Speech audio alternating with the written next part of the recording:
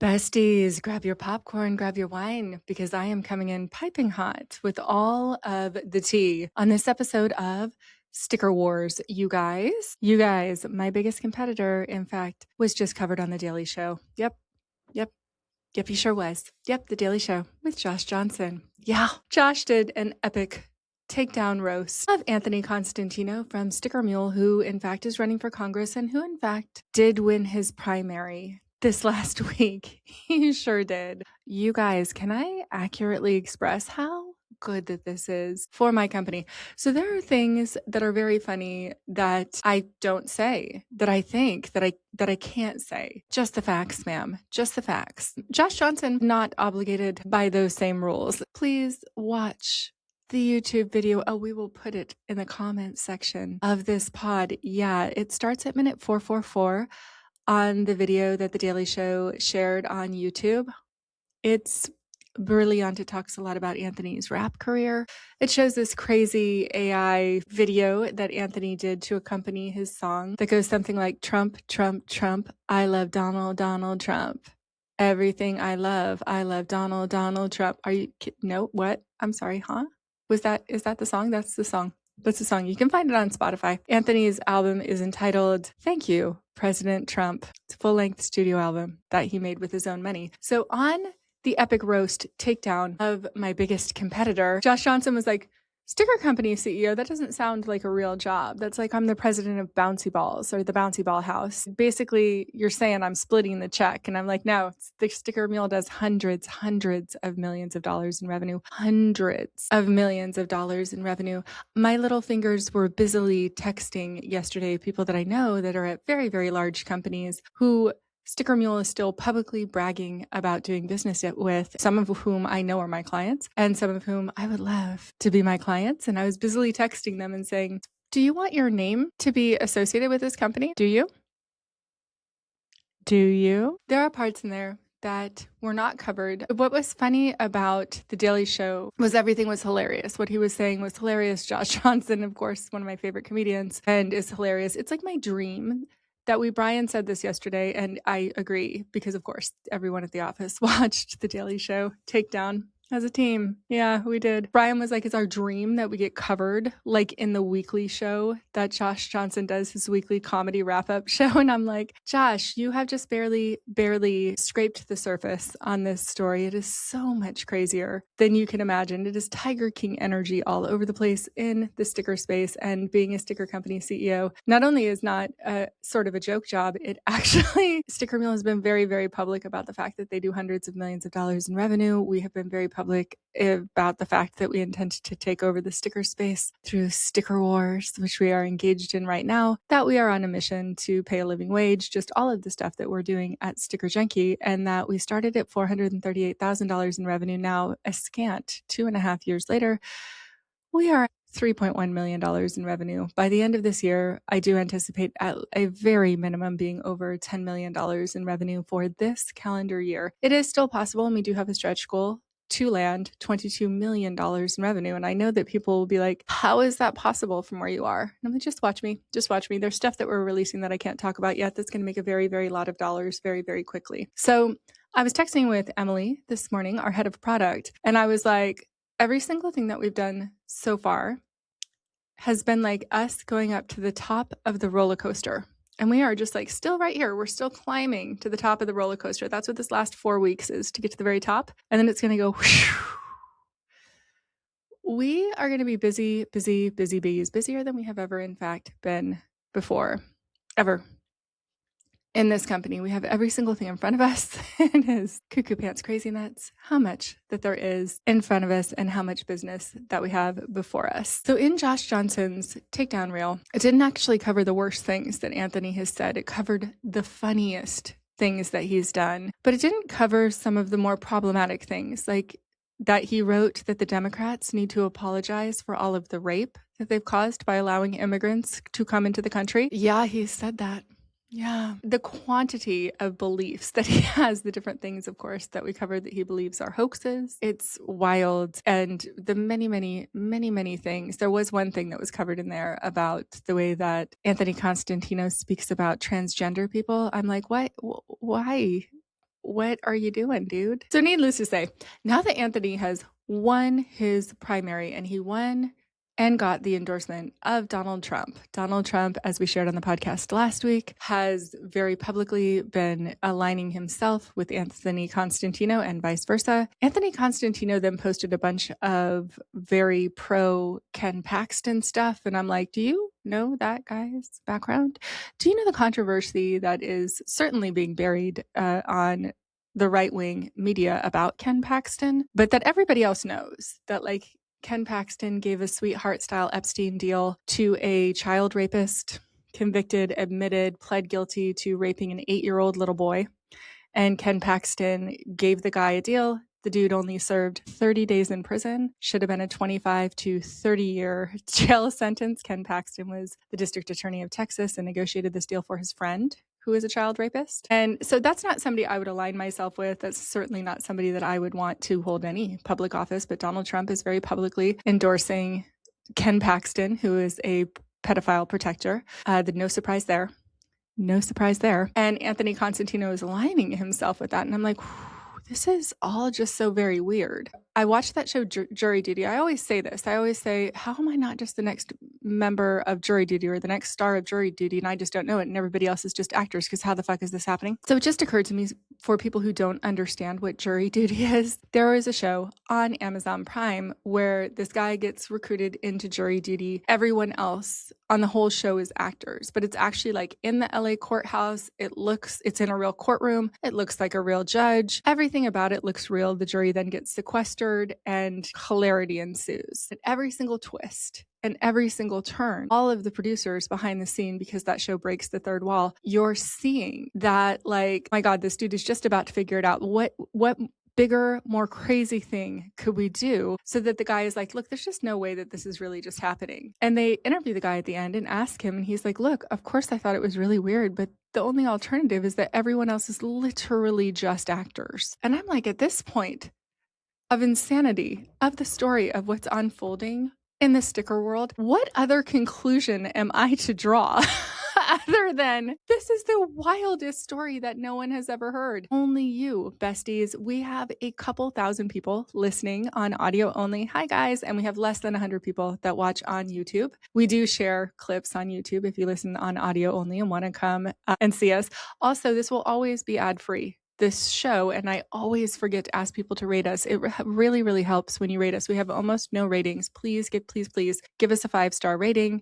It helps other people to find the show. It makes me feel good that people are watching the show, listening to the show. Give us a like if you're watching on YouTube. Drop us a comment. So anyhow, this story is insane. I don't understand how every single thing in my life is actually coming around full circle right now. I was a contestant on The Apprentice. I have studied for decades and decades and decades geopolitics and global economics. I've been in the Global Economic Institute for decades. I have talked with Nobel Prize-winning economists. I have friends in all different echelons of politics and policy and government and entrepreneurship and tech, etc. As I'm like seeing all of this stuff come around that's just like cuckoo pants nuts for me to understand even and be able to put all the pieces together, I'm like, is this show just being constructed around me to see what I will do next? And really, I'm just super stoic over here in shock, being like, what the fuck did that dude just say? Did he say that out loud? Just keep talking. Just say anything. Just say anything. Because he and I could not have more different perceptions of reality. So everything that he says, for people who share my perception of reality, is just like, wow, did you just really say that? And then now he's been on a tear for a while of like,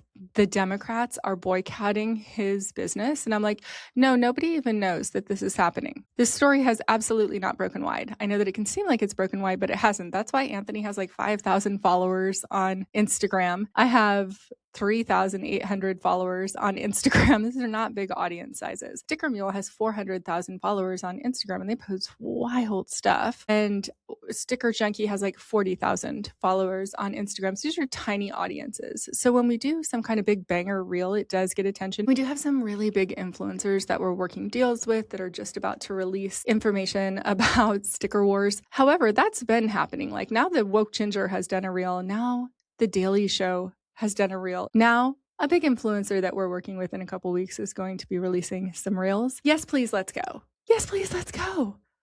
I am aiming to quadruple from here in the next 4 months our business, and you're going to see whether or not that happens. Right now, we haven't even begun that yet because we are still negotiating the lease on the same place, and the newest corrections came in from their lawyers, and I read it, and they did not address what must change, or else we will not move forward. So back to the drawing board with that one, but we both want the same thing. So I'm hoping that this sorts out and that we move into the space and all is well there. And in the meantime, we are a little bit limited with what we can do because we do believe we're going to have to close down for a couple days to move over to the new location. It will take us a little bit to get set up into the new location. Wilding out things are happening. So on top of all of the logistical coordination of moving, we also are having increased sales that we're dealing with. And we just launched holographic and we just onboarded some new equipment that we're getting trained on. And then we had some issues with the purchasing of new things, a different flow of like stuff that we used to be able to order in a day, we didn't realize would now take 2 weeks to get to us. The never ending litany of just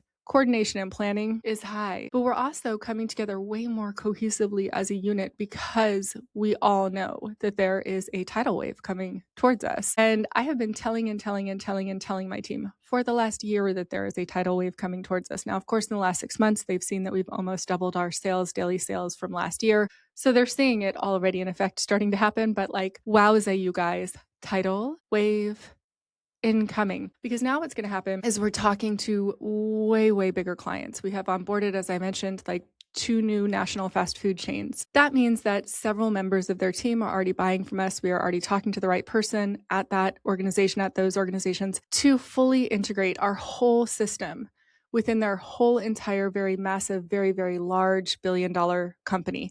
When that happens, that's going to be great for us. That's going to be a client that needs hundreds and hundreds of thousands of stickers per year across every single one of their locations, departments, big organizations like that have softball teams or gaming leagues or things that they do together outside of work. Well, guess what? People buy stickers for those. As a matter of fact, they'll buy stickers every single year for like whatever league or event or something that an organization is in. The quantity of stickers that a very large Fortune 5000 orders, it's a high quantity of stickers that a Fortune 5000 will order. Yes, please, let's go. So as we're integrating with those types of clients, Anthony Constantino from Sticker Mule said in this article, the way that Sticker Mule ended up making it in those first few years is we found a client that needed $2 million worth of stickers a year. And I'm like, yes, I'm guessing that was made easier by the fact that you inherited a promotional product company, which would have come with its own whole cadre of clients who already purchased from this promotional product company called Noteworthy, which is a paper company that Anthony inherited. And then he spun up a sticker line instead of just only doing paper products. So when you have a list of clients who are already buying lots and lots of things from one promotional product area, that's really great to be able to implement to another promotional product area. Now, I don't know if that's how he found that client. He might have found that client another way,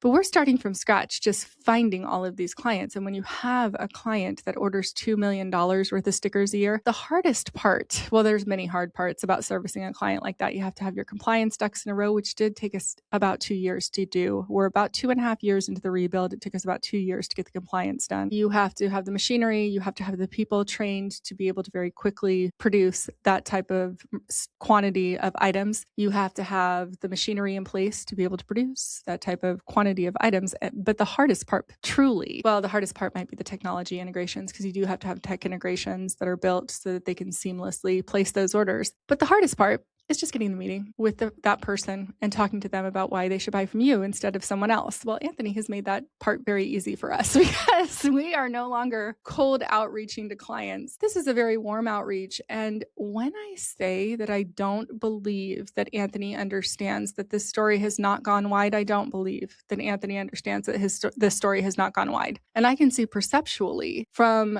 it appearing on the Daily Show like it feels like it's gone wide, but that's the first big time that Sticker Wars has been covered on a large late night talk show. Like Jimmy Kimmel covered it a little bit when Anthony Constantino gave Donald Trump the statue of Donald Trump to Donald Trump. However, this was like an expose, peel back the layers of how wild that this sticker company CEO, the CEO of Sticker Mule, what his antics are, what he's been up to, and that he is in fact running for Congress and has a very good shot to win. Now, his competition I'm going to murder the name, Blake Gendembian. He is running for office and he's the Democrat. The word on the street is that Robert Smullen, Anthony's GOP opponent, who Anthony beat in the primary, he beat him by quite a bit in the primary. Anthony really did beat Robert Smullen quite badly in the primary. But the word on the street is that Robert Smullen has been considering running under a conservative ticket, and then Anthony would run under the Republican ticket, and then Blake would run under the Democratic ticket. So Anthony and Robert would split those votes, and Blake has a true shot to win. And as a matter of fact, he's like within 1 percentage point of potentially winning. I can't even imagine the antics that Anthony is going to pull between here and there. But besties, here's one thing that I promise. We're going to cover all of them. But while all this is happening, we're also growing and expanding our own business. And I'm like, I just need one of those $2 million clients. But really what I really want is like 20 or 40 of those clients that buy anywhere over $1 million a year in stickers. The quantity of security that is, a certain number of clients that buy over $100,000 worth of stickers. That's going to be any university that gets plugged into our system. They don't even realize how much that they are going to end up spending, because you have 4,500 faculty and staff at just basically any large school. Any UC school is going to have 4,500 faculty and staff. Any like state school in California is going to have about 4,000 faculty and staff. So the way that we integrate and set up and give access to all of the artwork for a university to the whole entire faculty and staff of that university, you have hundreds, it might even be up to 1,000 buyers, but you're going to have at least 500 or 600 buyers who are going to be buying, $1,000 worth of stickers a year, $500 worth of stickers a year. So it adds up really quickly, but you do have to be able to have so many duckies in a row. In addition to that, to sell to a university, you have to be licensed with the CLC. So you have to get all of your government licenses, all of your duckies in a row. And right now, of the large sticker vendors that are even listed with the CLC, there's only 3 of us that we could find. There is Sticker Mule, Sticker Giant, and us. Sticker Mule's that guy. Sticker Giant, ooh, besties, Sticker Giant just blocked us on social media this week. Yes, they sure did. Yes, they sure did. So that is a story we shall tell right now. So in order to even be selling to a university properly, you must be listed with the CLC, and almost none of our competition is. There's that. When we take over these spaces that are just tough, they're just picky, they're fussy, they have a lot of compliance with them. You have to pay licensing, royalties, and commissions. Well, Brian Burling, our chief operations officer, was employee number 1 at Jinx, which is one of the largest licensing clothing lines to have ever existed, right? They did like about $100 million in revenue, which is a very, very large company for licensed t-shirts. Any company clothing line in licensing that's done over $50 million in annual revenue is going to be a really big licensing company. So their licenses were specific to the video gaming industry, a company named Jinx. I did the sales distribution for Jinx, and I actually taught the founders of Jinx how to license, because I was licensing before them. I owned their licensing rights. When someone comes in the door with us and is like, oh, you have to do all of these fussy compliance-oriented things, we're like, cool. We have an internal code for it, 92-451. That means boring shit that we just got to get through in order to get to the next phase. Well, most sticker companies, they're going to be happy when they get to $2, $3, $4, $10, $12 million in revenue. However, with Sticker Junkie, we have these goals to take over the largest part of the space. And that takes longer, and it takes way more planning. All of this fussy upfront work that we did to get registered at all with the CLC is really going to start paying off now, because now we're very heavily approaching colleges and universities. On top of that, we're getting really large corporate clients. We're also getting a lot of loyalty from old school industries that we have been in forever. We've been in the tattoo industry forever. That's how I started out in 1999, was going to tattoo conventions. I advertised for years and years and years on the back cover of Tattoo magazine with Sticker Junkie advertisements, just so many things. So the way that I re-engaged with like the tattoo community and the breweries and dispensaries, the bookstores, etc., is through Threads, which is a really great environment to engage with other small businesses. And people really support each other on Threads. If you're like, we're like one of the sticker companies that is on Threads, that is really active on Threads, and that communicates very directly, very quickly in real time with our clients on Threads. One of our clients who we love a lot, Yams World, who has the most beautiful artwork, and they allow us to post their artwork. So we tag them. They have a good following. We have a good following. We're working with them to be one of our artist in residence. When we release our artist in residence program, they have fantastic artwork at Yams World, and they are our client. So this is the way that it works for sticker clients who buy from us, who they themselves have clothing lines, apparel companies, etc. So in the case of Yam's World, he sells very, very cool pride flags that are quite different than other pride flags. And he also has a bunch of very, very cool pride-oriented stickers. It's an LGBTQ company. He's fantastic. And we have a great working relationship. What happens when Yam's World purchases stickers is that he sells it on a site called Faire.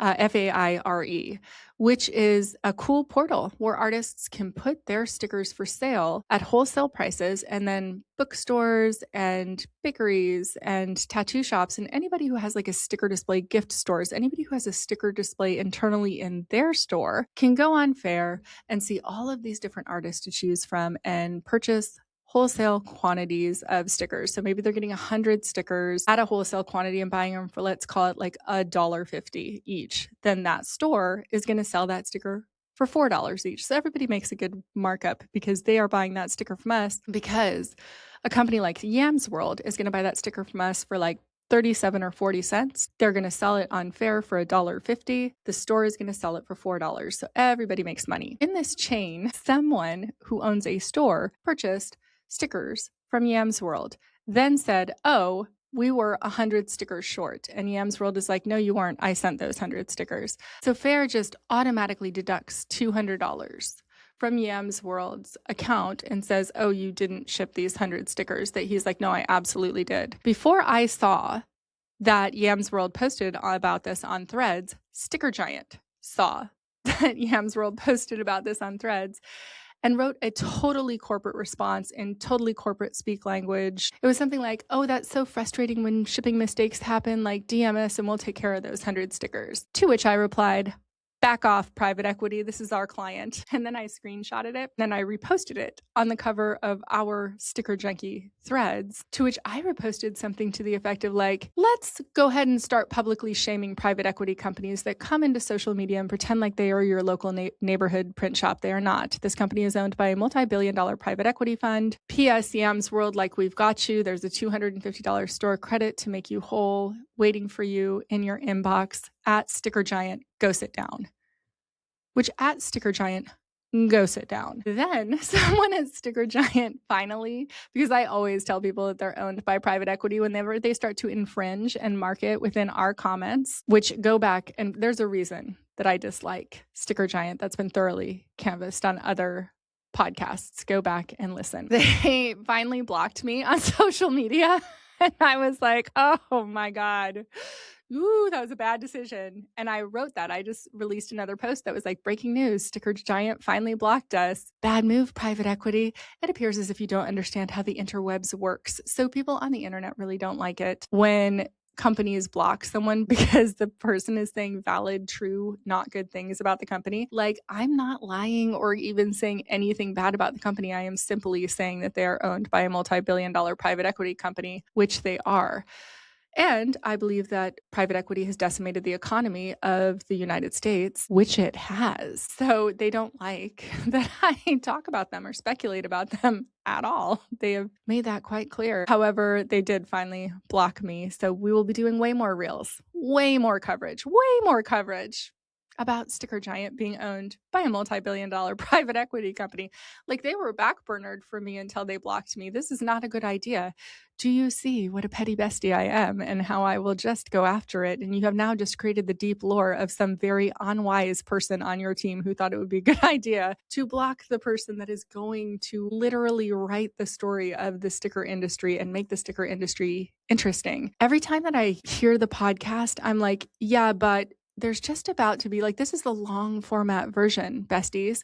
This is like the elder millennial / Gen X version for people that used to talk on the phone for hours, that want to listen to the deep lore of everything. We're going to do a sexy, fast clip, cuts, edited version that everyone will be more interested in. One of the key new hires that we're going to do as soon as we get into a new space and build out our new podcast studio, which is going to be that quad studio that I've told you about in other episodes, so that we can shoot 4 different shows from within the same room. And we'll have the cameras in the center of a room, like on casters, so we can just move them around, the camera and lighting, to whichever different set that we'll be shooting on. But the set is literally like a fourplex set within one single room. And so one of the key people is going to be someone that just cuts the best reels constantly from our podcast, because that's what's missing. I mean, most weeks we don't even release a single reel from the podcast because we don't have anybody that's good at cutting clips from a podcast in a cohesive way, in the way that most other podcasts do. Like, a lot of people don't realize that just social media itself, just responding to clients all day, every day, that all by itself is a whole job. And then shooting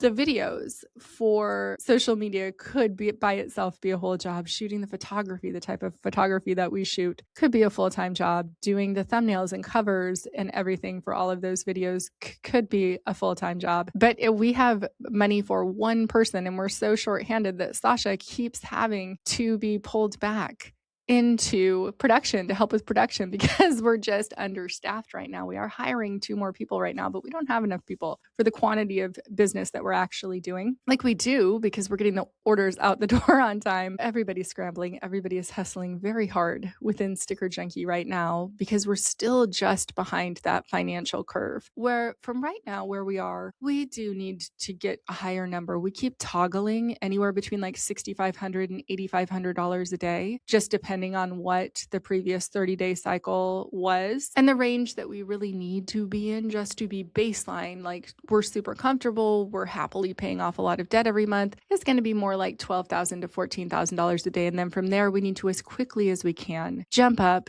to anywhere above $28,000 a day to truly just be really safe, to be out of debt, to be saving money to buy a building, just all of the things that we're doing next. It's a crazy, crazy, crazy time. And the whole time that I've been in this company, I'm like, I'm going to do this with no marketing budget. And this whole time that I've been back in this company, I've been like, I'm going to do this whole thing with no marketing budget, which we have done. We don't have a budget for marketing. We don't advertise anywhere. We don't advertise on Instagram. We don't advertise on YouTube ads. We don't advertise on Google. We don't advertise anywhere. We just do good content. And I always knew that I needed a story. But no part of me could have anticipated how good the story is. There are 3 really top tier. I always include Sticker App because they're sort of upcoming, but they're a European company. They're not going after the same type of really high clients that I am in the United States. And the only ones that really capably can do that are myself, Sticker Giant, and Sticker Mule. Sticker Giant and Sticker Mule are much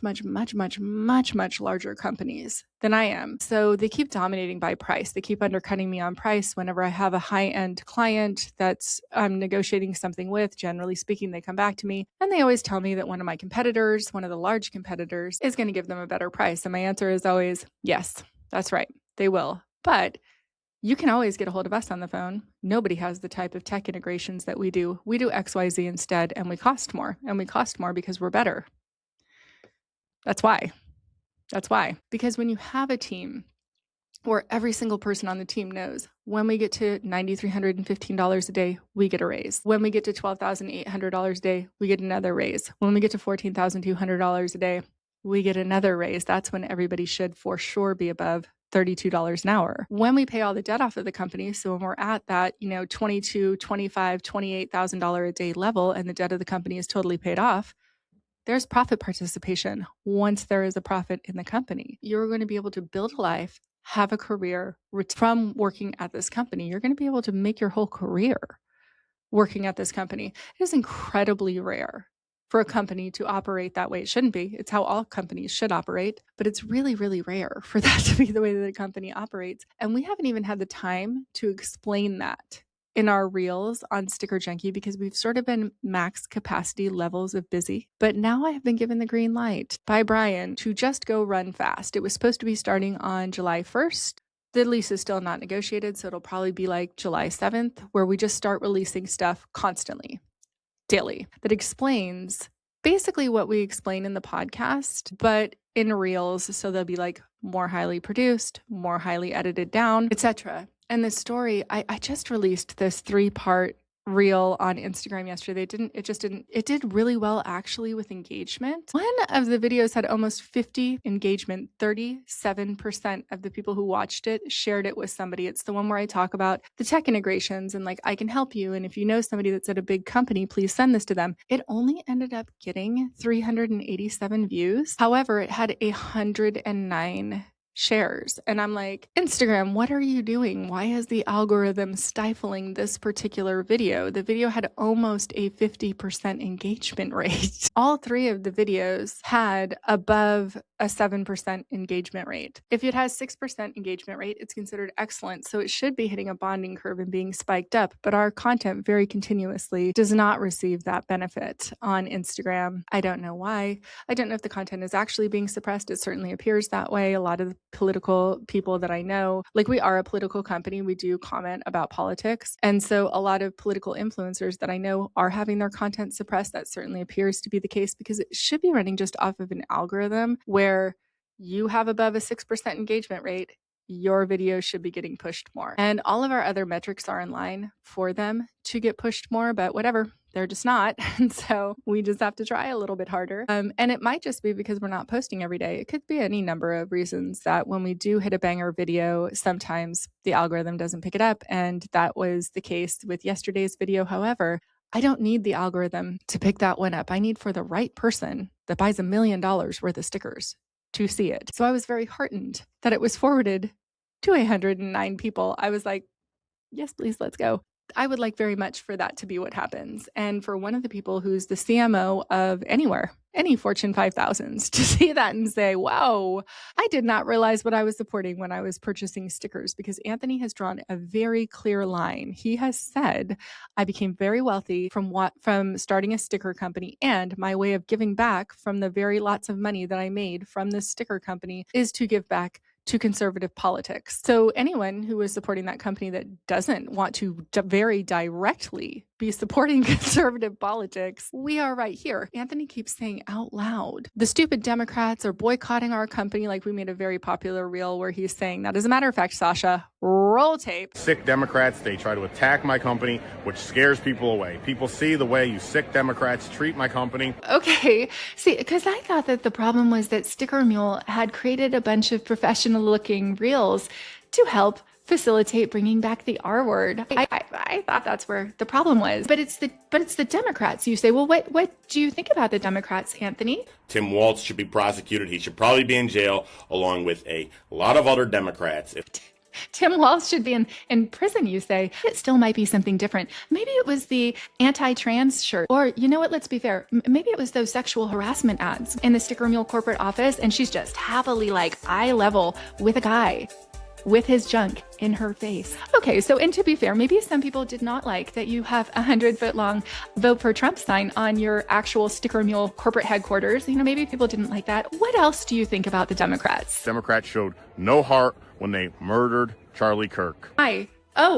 So the stupid Democrats have not been boycotting his company. This is not widely known. Of the people who are C-level positions at Fortune 5000s that I've talked to, 0 of them have heard of what actually is going on. Most of them, if they heard anything at all, heard that he did like one email 2 years ago. So when I'm like, oh no, check out Stickergate.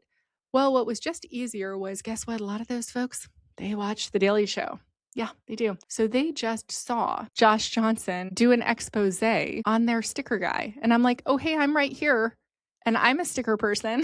Like, yes, please, let's go. So we are pitching The Daily Show. I do hope to actually be brought on as a guest on The Daily Show. Oh my God. And I have publicly invited Josh Johnson to come on and do an episode of Dirty Tea. Except for that, I also reached out to my private, very powerful business groups and said, hey, can you please get this to Josh Johnson? I really want him to be on my podcast. And my understanding is that my invitation and my reel about that is being forwarded directly to Josh. And so hopefully he has time to watch that, and hopefully he comes on Dirty Tea. But because we're starting to get bigger and bigger and bigger influencers on, and because we're going to hire somebody who can cut really cool reels out of the Dirty Tea episodes, my guess is that they're going to really, really take off. So my guess is that Josh Johnson is going to come on to be a guest on Dirty Tea, because we will bring him down to San Diego to shoot in our new podcast studio, which is beautiful. And I'm going to try and make that happen the next time that he rolls through to do his comedy tour in San Diego. Fingers crossed.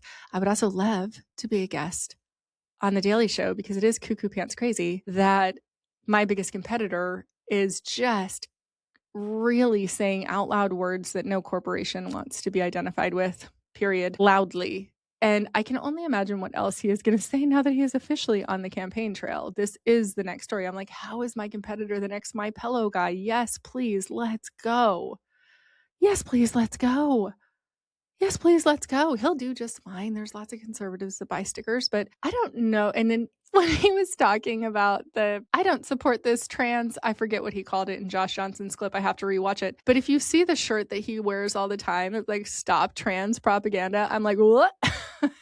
Have you ever met a creative team at any agency or corporation? I don't know one that doesn't have LGBTQ representation strongly within that team on any large billion-dollar corporation. I don't know a single one. I am sure they exist, but not the cool ones, not the ones that market with stickers.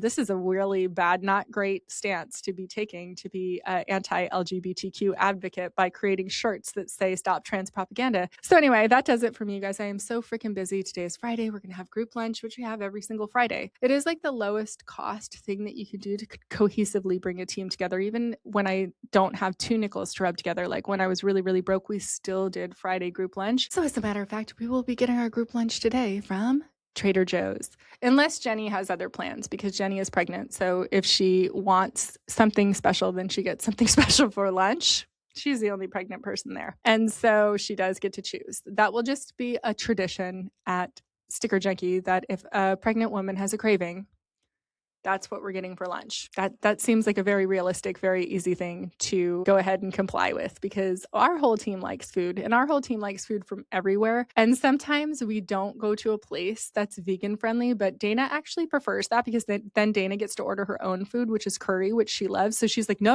it's fine. I really love curry.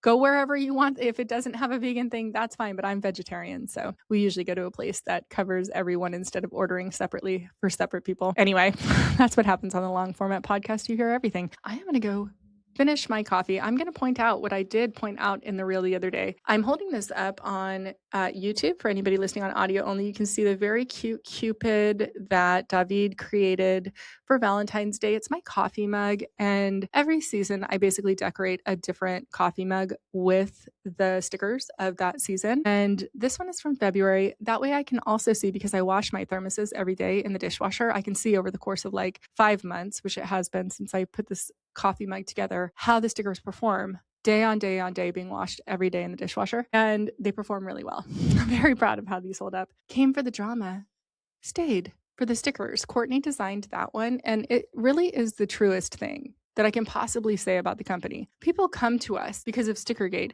Generally speaking, when they come to us because of Stickergate, they're trying out 2 or 3 or 4 of our competitors as well. Anybody that orders like tens of thousands of dollars worth of stickers a year, I am guessing, tries multiple different vendors. The minute they come with us, our retention is cuckoo pants crazy. Our retention is so high with clients because we fanatically love our clients. We are fanatic fans of our clients. We understand where our bread gets buttered because we are not a private equity company. We know that our dollars come from you when you buy stickers from us, and we never, ever forget that. As a result, our customer service is insanely good because everyone really likes their jobs. It's very rare in the United States to find a job that is not punitive. Like, we don't clock watch. We don't watch what time you come in, we don't watch what time you leave. There's some people that very consistently every single day will get 15 minutes to a half hour of overtime just because they're doing stuff. They're not doing nothing. In other companies, you can literally get written up for that. It's called time theft. And I'm like, wow, that's a really fast way to turn an employee against you. That is an interesting way if you're looking at costs, to cut back costs, because you have just dramatically increased your cost, because you're going to dramatically increase your turnover by doing shit like that. F fucking YI. And it really does take 6 to 9 months of somebody working for us to realize that you're just never in trouble. It's still a workplace. People still rub each other the wrong way sometimes, but we really do talk it through, or we encourage other people to talk it through and to just be focused on having a great banger time at work. By the end of this year, we should be on a 4-day-a-week, 10-hour-a-day work schedule. Yes, please, let's go. So once we are actually on that schedule of 4 days a week, 10 hours a day, that is such a vacation vibes feeling to have 3 days off a week. Like, we understand that that's basically normal everywhere else in the world. America's just been really slow to adopt it. America's also been very slow to understand, like, when you have really happy, really engaged employees and they're only working 4 days a week, every single weekend is a 3-day weekend, that on those 10-hour shifts, 4 days a week when they do come in, they are ready to go. They are fired up. It is easy. I want everyone to feel that way. I can't even believe that people don't understand how much that's going to increase your revenue, because everyone having the same goal, everyone being on the same page, everyone having the same targets, and everyone benefiting when you hit those targets makes every single person in your organization want to go hit those targets. When we're hiring, it makes every single person be like, I want a job like that. You don't get written up if your kid is sick and you have to go pick them up from school. And I'm like, are you kidding? Why would you get written up for that? If your kid is sick and they're at school, you got to go get them.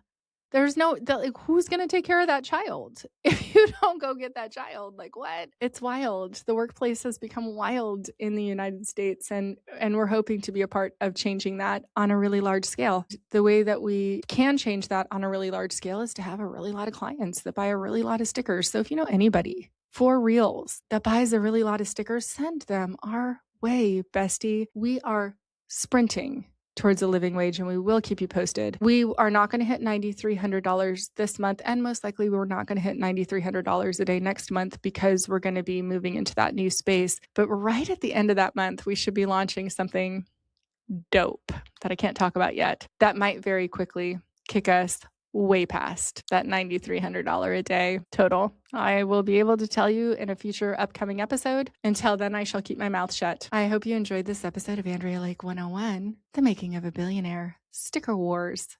My biggest competitor was featured on The Daily Show. I don't know if that's what we're actually going to call it, but he really was. That's so fucking crazy. The story is just getting more insane the deeper that it goes. And I am out of here. Enjoy your weekend. Until next time, enjoy your popcorn and enjoy your wine. And I will come back to you next Friday with all of the piping hot tea.